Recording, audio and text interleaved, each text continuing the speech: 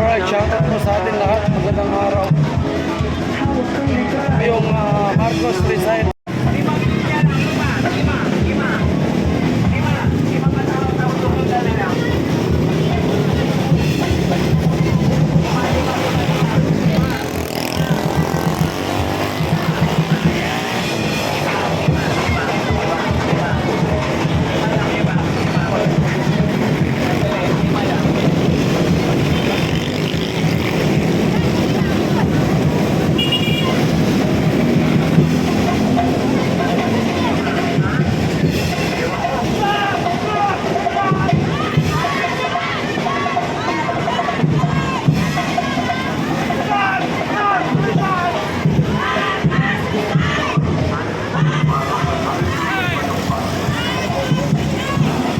Shoutout po sa atin lahat. Pasensya na, walang internet natin kanina.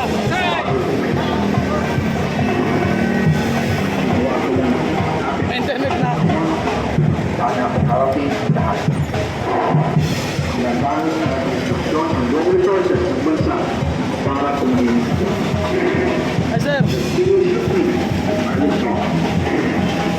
Gagamitin ako bilang para ikot kanya laban sa korupsyon.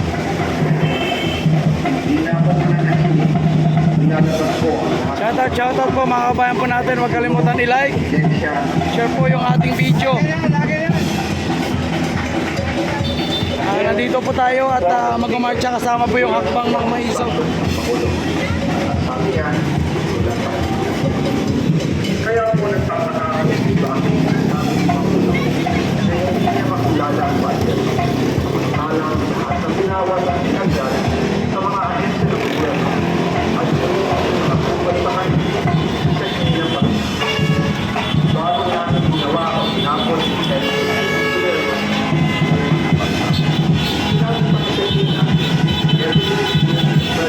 Ngayon na yung internet natin.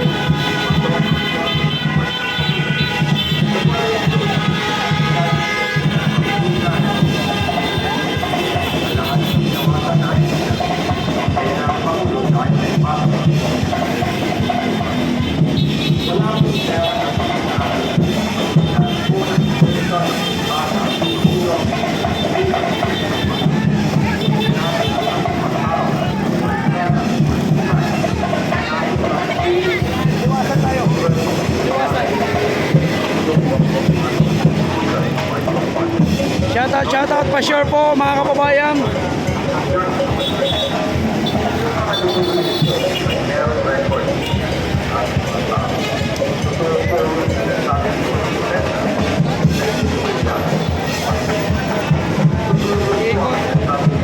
Ikot ang signal.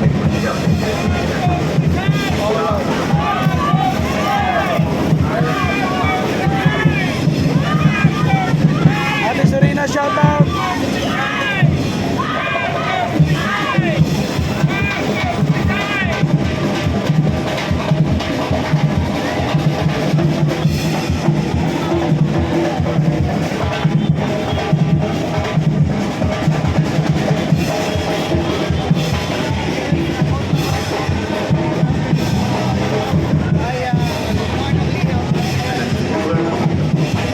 Ayan po, magmamarcha po ang hakbang ng Maisaw, kasama po yung Reforma Pilipinas papunta po sa Liwasang Bonifacio. Ito po ay parte ng pakikiisa po natin sa malawakang kilos protesta na inorganisa po ng Iglesia ni Cristo. Ngunit ang ating panawagan is Marcos resign.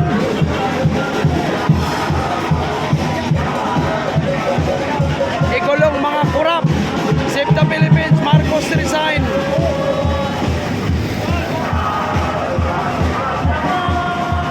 Oh, grabe yung pagsara na sa Malacanang ngayon.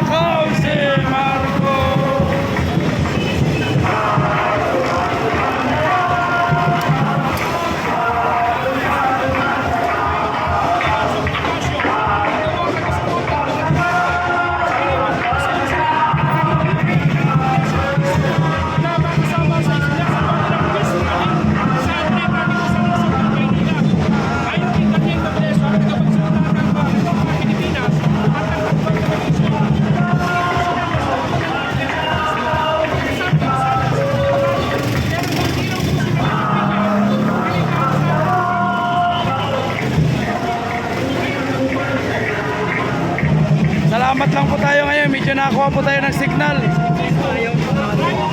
Basta trali, pinagandaan po yan ni Bangag. Pero pagka bagyo, hindi yan pinagandaan ni Bangag. Marcos resign!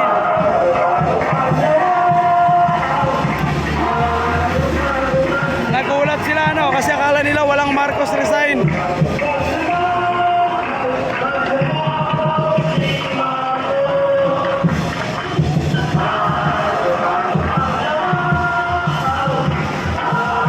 Ani Lopez, big love shoutout. Pa-share mga kabayan.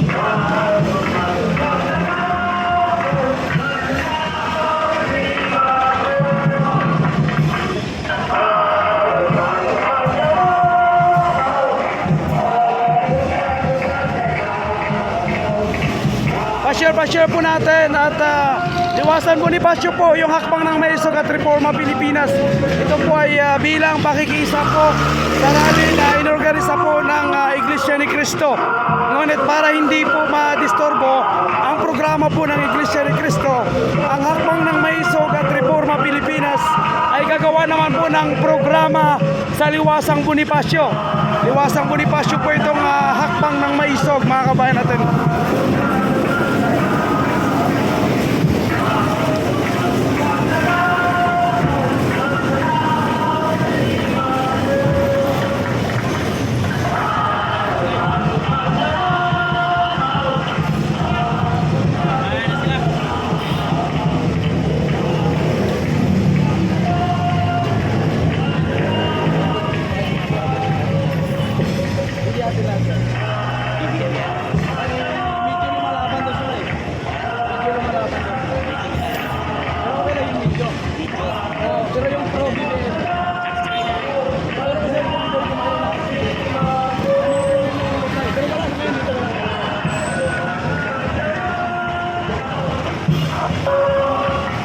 Thank you po, Len Carmelotes. Thank you, Star Gemini. Maraming salamat. Marcha kontra korupsyon.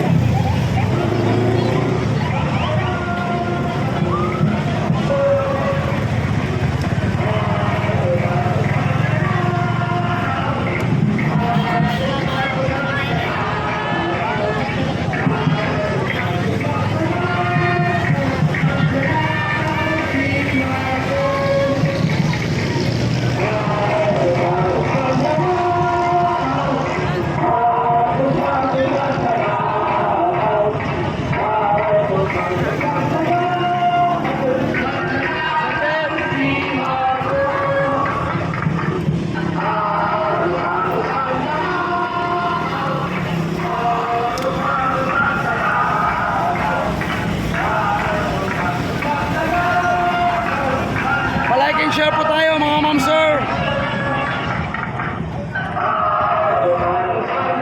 Thank you sir.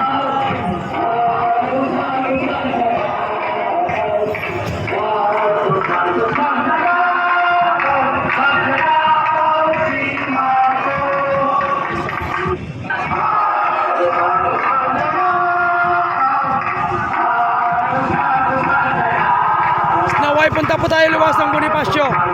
Ito pa rin po ay parte ng pakikisa po ng hakbang ng Maisog at Reforma Pilipinas sa malawakang rally na inorganisa po ng Iglesia ni Cristo. Sapagkat ayaw po ng hakbang ng Maisog at Reforma Pilipinas na madisturbo po yung programa ng Iglesia ni Cristo, gagawa po ng hiwalay na programa ang hakbang ng Maisog at Reforma Pilipinas sa liwasan Bonifacio mga kababayan.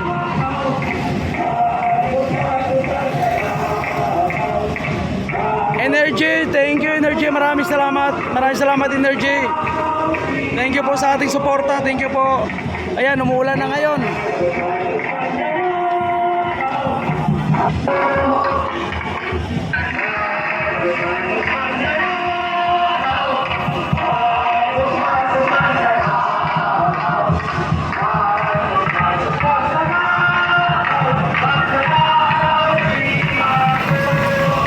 Umuulan pa.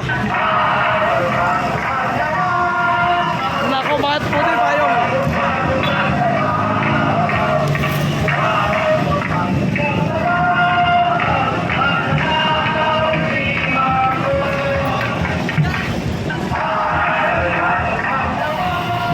buti na lang may payong pa tayong dala. Kailangan laging handa. Marcos resign!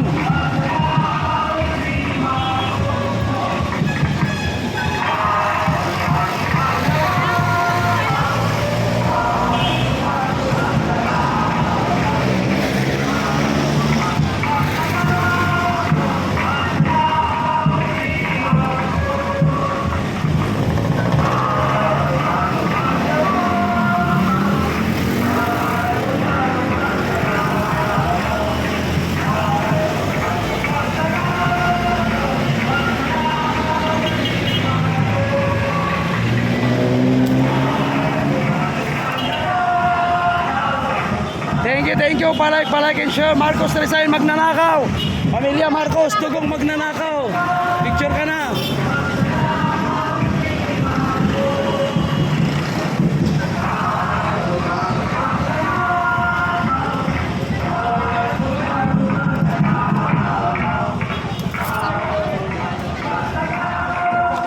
Magnanakaw si Marcos.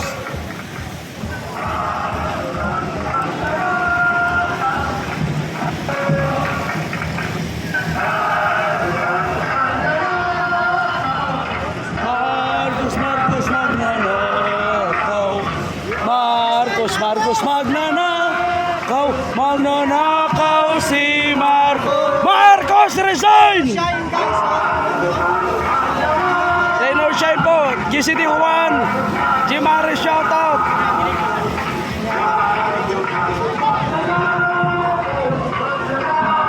Si Marcos.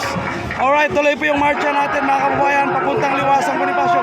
Jimaris, thank you. Tenor Shine po ito mga ma'am sir. Tenor Shine po. Ito po ay pakikisa pa rin sa malawakang panawagan ng Iglesia ni Cristo na labanan po ang talamak na korupsyon. Marcos.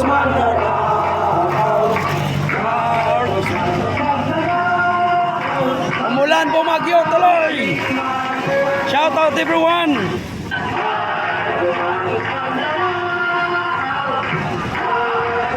Umuulan pa yan, basta na po yung mga may hawak ng malaking tarpaulin.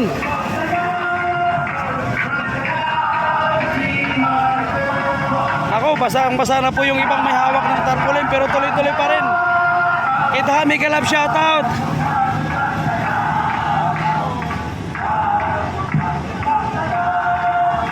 Kita shoutout ha.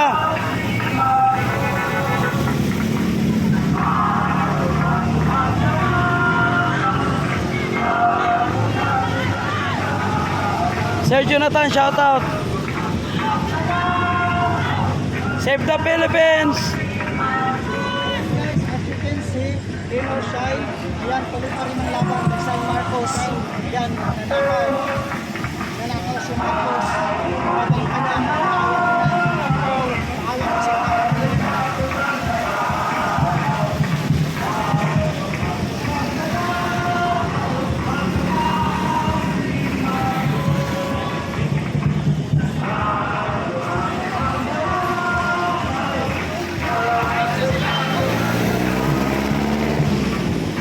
JCD Juan, salamat po ha. Grabe, umulan pa talaga oh. Kanina ganda ng klima eh, walang ulan eh, biglang umulan. Kaya Marcos resign.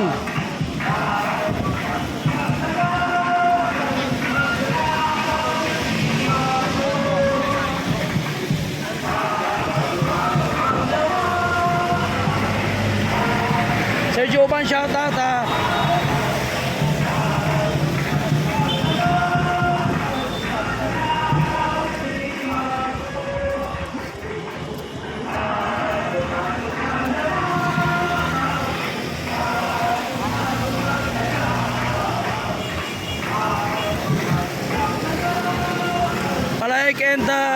Palike and palike. Thank you po.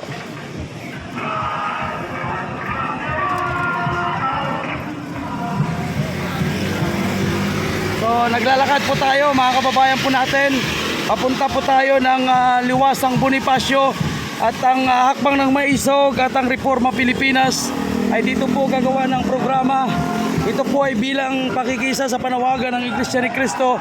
Pero dito po sa Hakbang ng Maisog at Reforma Pilipinas, lantaran pong isisigaw natin na Marcos resign.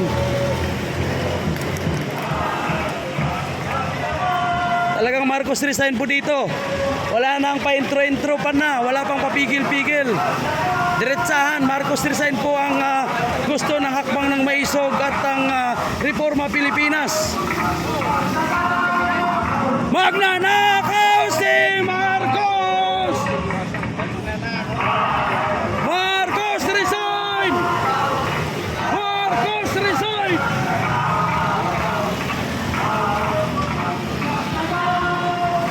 Magnanakaw si Marcos!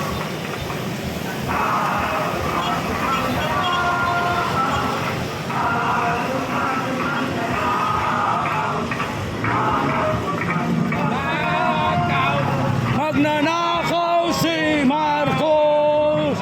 Marcos resign!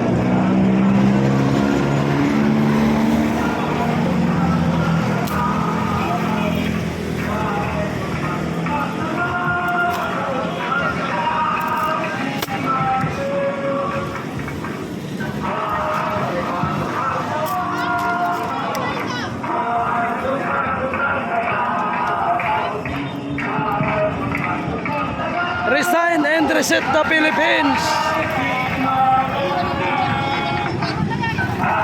Galing po kami sa United Nation, tapos naglalakad po tayo papuntang Liwasang Bonifacio. Ito po ay sa panawagan ng Marcos resign bilang pakikisa rin po sa ginawang panawagan ng Iglesia ni Cristo na Marcos resign.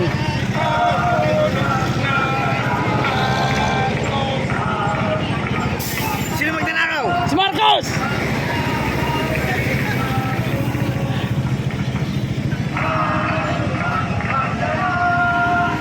Like, thank you.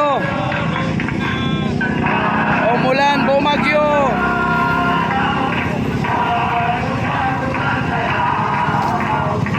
Shoutout sa lahat. Thank you sa mga prayer natin, thank you sa mga share natin, thank you sa mga like natin, napakalaking suporta po.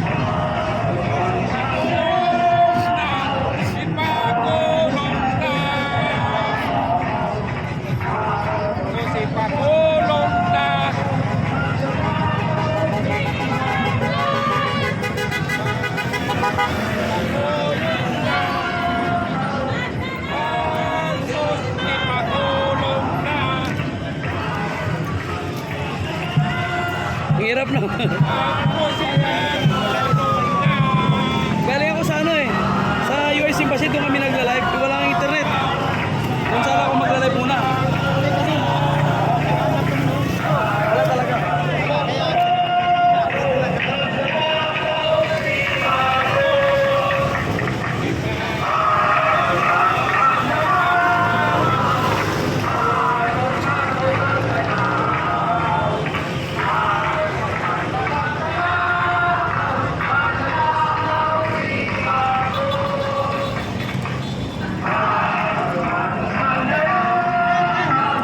Ray Dada, may kalab shoutout.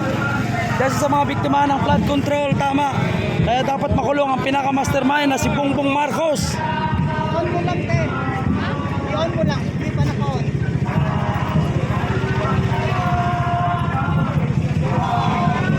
Thank you mga kababayan natin. Maraming salamat po sa inyong suporta. Nandito na po tayo sa KKK. At tayo po ay patuloy po na magmamarcha papuntang Liwasang Bonifacio. Kasama natin si Don Mar. Yan, shoutout. Ang pinakapugi na solid na DDS vlogger. Bigat. Vlogger rin, oh, sige. Oh.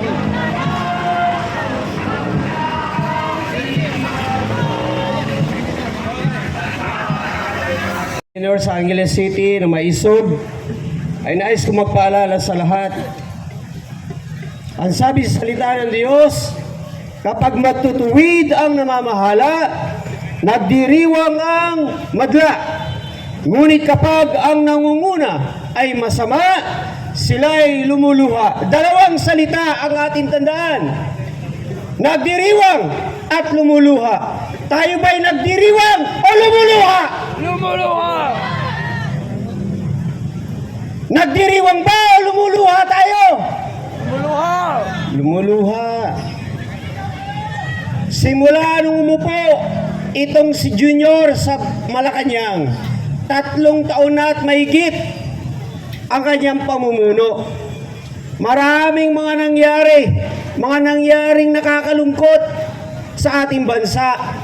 Maliban sa kalamidad na kung saan pinangakuha ng ang bayan natin, ng mga mamayan natin, kapwa natin, na sila ay tulungan, meron bang nangdiriwang?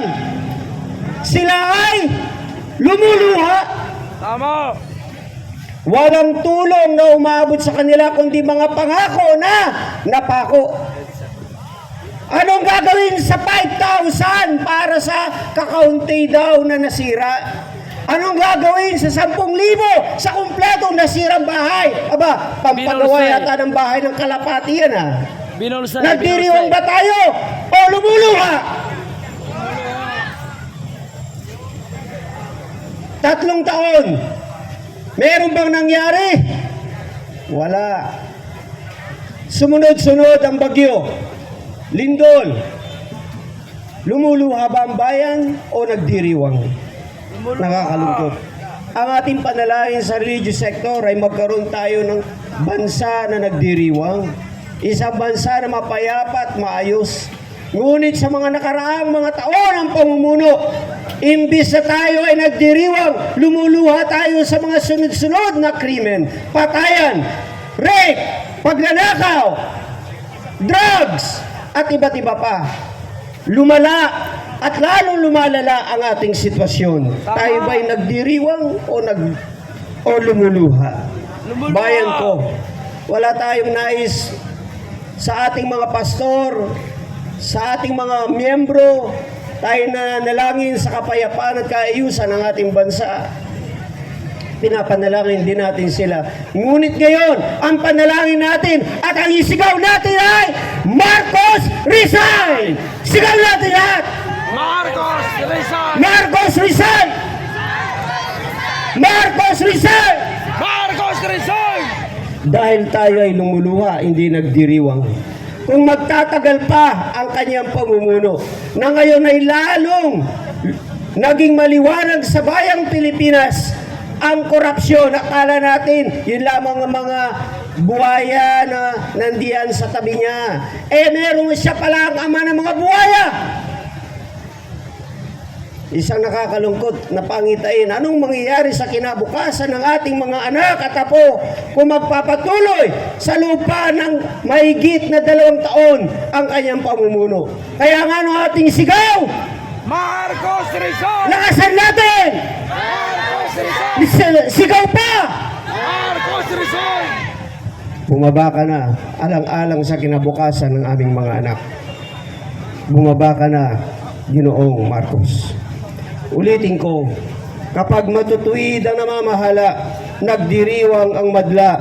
Ngunit kapag ang nangunguna ay masama, sila'y lumuluwa. Sila ba'y matutuwid? Hindi! Isigaw natin, sila ba'y matutuwid? Hindi! Ang mga nangunguna ay matutuwid ba o hindi? Hindi! Sila'y masasama. Kaya manalangin tayo hanggang matapos ito, magkaroon sila ng takot sa Diyos dahil ang nangyayaring ito ay hindi na matanggap ng ating bayan. At yan ang ating panalangin ng Diyos ay gumawa alang-alang sa kinabukasan ng ating bayan. Maraming salamat po.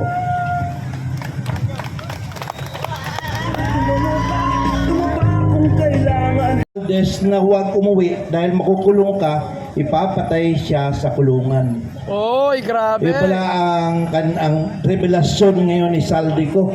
Kung sige, kung gusto mo umuwi, kasi gusto niya talaga umuwi, bahala na raw makulong siya. Basta, sabi niya, sige, umuwi ka, hire ako ng tao, ipatutumba kita sa loob ng kulungan.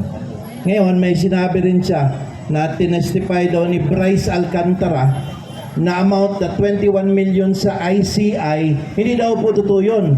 56 billion po daw yun at napunta po daw lahat kay BBM at kay Martin Romualdez. Nako! Hindi ko po maintindihan ano yung nasa ICI kasi pinanawagan po natin ang transparency. Public hearing, wala man na binigay. Siguro nakarating talaga rin kay Saldico kung ano yun. Kasi nasabi niya meron daw 21 billion na inexplain doon si Alcantara. At ngayon, sabi niya, hindi po totoong 21 billion, kundi 5-6 billion po napunta po kay BBM at kay Martin Romualdez. Anya, sabi po ni Saldico sa kanyang 3 bahagi. Pero sabi niya, itong 3 parts niya, hindi pa pala siya nagtatapos. Marami pa po daw siyang revelasyon na gagawin. Alam niyo po sa amin sa Mindanao, at tawag po niyan laygay, slow death ba? Yung tindi rin doon si Saldico, magante ba? Slow death, dandahanin niya, tumbahin yung kanyang mga amo. Ngayon po ba, ang katanungan kasi, kung mapansin po ninyo ang depensa ng ating administrasyon, ay hindi natin ating administrasyon, kanilang administrasyon ni BBM, ang sabi nila, denial. Hindi naman kami, kung bakit niya in-expose, bakit niya sinabi sa SONA ni BBM, kung kasangkot siya. Alam niyo po, scripted na po yun na gagawin niya. Yan tawag po natin na plausible deniability para mag-deny sila. Alalahanin po natin, bago po yung SONA niya, meron na pong pangyayaring sakuna, meron na pong mga nalunod, meron na pong na leptospirosis, mga gamit, mga bahay na nasira, mga sasakyan. Kaya maingay na po ang sambayanan. Maingay na po tayo. Dahil nga, nagsisimula na. So, inunahan. Nagsona, expose, gawa kagad ng ICI, na ang sa ICI naman, ang ICI, hindi nagbibigay ng public hearing. Ngayon, ang baha na sa Cebu, ang flood control problem na sa Manila, nandoon sa Davao City, nag-iimbestiga. At ang hindi ko maintindihan, bakit nandoon si Magalong? Akala ko ba nag-resign na siya? Bakit siya nandoon? That's a big question for us, Davaoenyo. Tama. Alam niyo po, nung pumunta po sa Davao City, pinipilit po nilang hanapan ng sira. Wala pong sira sa Davao City. Except for one, merong sira doon sa may river banda na flood, maliit na sira. Nung tinanong ni Magalong, bakit hindi yan inaayos? 2 taon na yan. Kasi po, hindi na si Duterte ang nakaupo. Kaya hindi yan ayos si BBM. Diba? Ang aming pong amin pong ma-apply over doon na nagbibigay ng traffic, na binabalandara po nila na grabe ng traffic sa Davao City. Totoo po, dahil hindi po tinatapos ng DPWH. Ginigipit po kami doon, kung maintindihan niyo po. Kung kayo dito ginigipit, grabe ang panggigipit sa amin doon. Walang nagsasalita.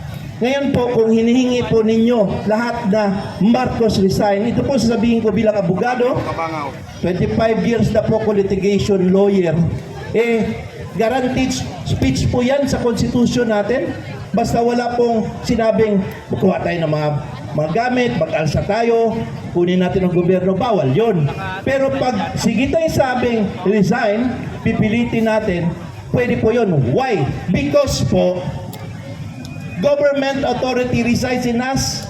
Sa preamble po ng konstitusyon natin, we the sovereign Filipino people, imploring the aid of the mighty God, do ordain this constitution. All government authority emanates from us, nanggaling po sa atin. So pag sinabi natin ayaw na natin sa Kanya, wala po siyang magagawa. Dahil ayaw na natin sa Kanya, sinusuka na natin siya. Alam niyo po, naobserbahan namin, sa pag-analyze namin, wala po itong kaibahan doon po sa Kanyang Ama noong panahon ng diktadorya. Ubus po ang pera natin. Ngayon po, noong panahon na yon, pananakot, pagkikidnap, gamit ang dahas. Ngayon, iba. Pero mas malaki, unprecedented, ang laki ng ninakaw. Ang ninakaw po, sobra-sobra. And ang technique ngayon, manipulation, influence, at yung threat ng pagtatakot. Wala mang dahas. Pero napakatalino ng script. Ang una po nilang ginawa, si Tatay Digong dinala sa Hague. Pwede namang inidalhin yung matanda doon. Harmless man yun. Sabi nga niya, ipakulong niya ako dito sa Pilipinas, harapin ko. Pero kailangan pong dalhin doon dahil siya po ang maingay dito at pinapakinggan nating lahat. Tayo po nandito tayo, volunteer. Meron ba tayong nagpapahid sa atin? Wala, volunteer ito papunta natin. Dahil nga po kailangan natin, minsan lang po sa buhay natin, minsan lang po, ngayon lang po natin hingin sa ating buhay, magsakripisyo lang tayo ng konting oras. I-demand for the resignation ni BBM at saka yung mga lahat ng mga kasamahan niya. Pag magawa po natin yan, tandaan po, baka po makalimutan nating lahat. Sige tayo demand ng resignation, dapat po protect BP Sara. Protect Inday Sara. Yan po ang aming aim sa Sara All Philippines. Of course, we are together with you, with the hakbang ng maisog na pinamunuan ni Randy Usman. Pati ito pong Sara All, which he is the founder and convener. Ang reforma ni Miss Vivian Velez. Lahat po tayo dito, iba-ibang grupo sa Angeles, ni Pastor Jerry. Lahat po tayo nagsasama-sama para dito. Pero kami po, wag po kayong mag-worry.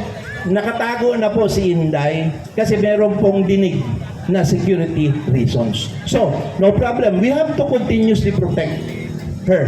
Kasi pag hindi natin siyang protektahan, itong ginagawa natin, wala ang paputunguhan. Kasi sila na naman ang gagawa ng paraan para maglagay ng tao na gusto nila para lalong nakawin ang kaban ng ating bayan. Mga kaibigan po, no, mga kasara all, mga kamaisog, mga kareforma, lahat po sa ating lahat, gusto ko po kung maintindihan ninyo na ang sitwasyon po natin hindi po ito yung loko-loko lang. Galing pa ako ng Davao City, nagpunta ako dito kasi gusto kong magsalita ni minsan. Nakikinig po ang aking anak, ang asawa ko, sabi nila bakit ako nandito. Pasensya po. Para sa pamilya ko, I have to say something dahil po hindi na makita ito. Hindi po totoong may corruption dito sa Pilipinas. Robbery in broad daylight. Nakawan po harap-harapan. Ang corruption po, kickback lang yan, 5%, 10%. Dito hindi. Nakaw talaga sa pera ng kaban ng bayan. Yan po ang nangyayari ngayon dito. Ngayon, sa paggawa po ni Saldico, we have to take advantage to. Di ba napansin nyo, biglang nag-alab ang ating damdamin dahil sa yung pong ating paniwala, yung ating haka-haka, ating suspect, na karoon ng linaw ng katotohanan. sa ating pong psychology po, yan po ang tinatawag na confirmation resonance. Confirmation resonance na kumpirma po ang ating panghinala na talagang may mastermind, hindi lang kay Saldico. Ano ang inaantay natin? Hingin na po natin na umalis na siya. Wala na pong reason. Yung si Claire, wala. Barking dog yan. Huwag na natin pakinggan yan. Ang mga depensa po na denial, yan po ang weakest evidence, weakest defense. Kahit sa criminal proceedings natin, pinaka-weak yan. Especially, walang mapakitang counter na dokumento. Walang specific denial. Kundi atakehin si Saldico dahil nagtatago at sasabihin niya na hindi magagawa yun dahil siya nag-expose. Yang klase pong depensa po, hindi yan makakasolusyon. Para lang po kayo, para sa mga lalaki dito, pag sinabing, bakit ngayon ka lang, nagtatrabaho kasi. Hindi pwede yan. Dinaya lang? No. There must be proof. And mind you, the statement ni Saldico po, napakabigat. It confirmed everything. Sana po, ipagpatuloy po natin ang ating panawagan. Kasi po, may maganda pong marating sa dulo. Tingnan nyo ha, pag bumaba si BBM, mapipigilan na corruption, bababa din po yung superpower na si Ombudsman Boying Corriente Remulla. Siyempre, bababa siya, di ba? Eh siya naman yung mouthpiece ng lahat. Hindi ko alam kung anong posisyon niya. Ombudsman ba siya? DOJ, Cabinet Secretary, o siya ba ang presidente ng Pilipinas? Diba? We do not know. He's the mouthpiece. Yan sila alis. And the good thing is that, sa line of succession natin, ang susunod po si Inday Sara. By law po yan. Hindi na po kailangan ng confirmation ng Congress at instantaneous po ang pag-install sa kanya. Yan po ang rule. Ngayon, ang maganda dito is that siya po ay mamimili sa hanay ng Kongreso kung sino ang magiging Vice President. Pagkatapos po niyang mamili, ikukonfirma po yan 2/3 ng Congress. So sino po sa mga senator or congressman ang pipiliin niya? Sino po ang ilalapit natin sa kanya na magiging pangalawang Vice Presidente? Yun ang masaya. Dahil now we will have a chance to choose the leaders na talagang gustong mag-serve sa atin. Hindi po yung mga leaders na ang isip lang ay magnakaw. At ang tatlo po, pinakamasayang mangyayari kung bababa si BBM, maniwala po kayo, uuwi po si Tatay Digong. Kasi po, pwede na po natin i-demand sa kanya as a sovereign state, give back our president. We are a sovereign nation. Meron kami ditong justisya and sovereignty. Yung lugar nyo dyan sa Hague, we do not recognize that. Give him back to us. We can do that as a nation. And sana, bago po magpasko, kawawa naman si tatay, makauwi naman sana. Yun po, ang panawagan namin, yung tatlong bagay na aspeto na yon. Sana, sa konting pamamaraan po, napukaw namin ang inyong damdamin. At ipaglaban po natin yung tama. Minsan na po, isang beses lang. Tawag namin, one big fight, Marcos resign. Thank you very much sa inyong lahat. Hello. Maraming salamat po, attorney. Mula pa po yan sa Davao.